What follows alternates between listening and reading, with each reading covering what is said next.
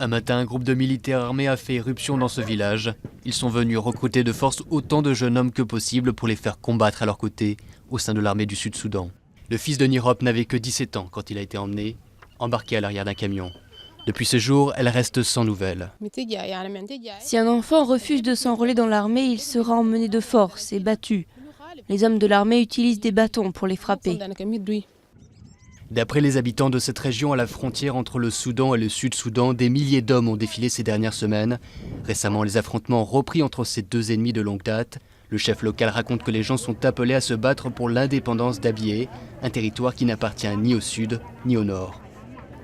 Ils ont commencé le recrutement le premier jour de la semaine et ils ont continué pendant 3 jours. Et ils ne sont plus revenus.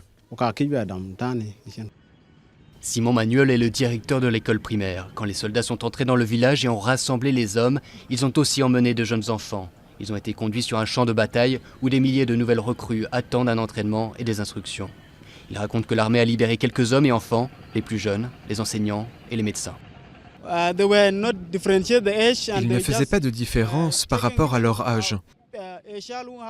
Ils ont même emmené un enfant de 9 ou 10 ans sur le champ de bataille, avant de ramener chez eux tous ceux qui avaient moins de 14 ans. Mais à partir de 15 ans, ils restaient sur place. Les familles n'ont aucun contact avec les recrues emmenées de force. Elles ne savent même pas où ils sont à l'heure actuelle. Alors que les tensions entre le nord et le sud restent fortes, les familles craignent que les soldats reviennent et emmènent tous ceux qui ont échappé au recrutement.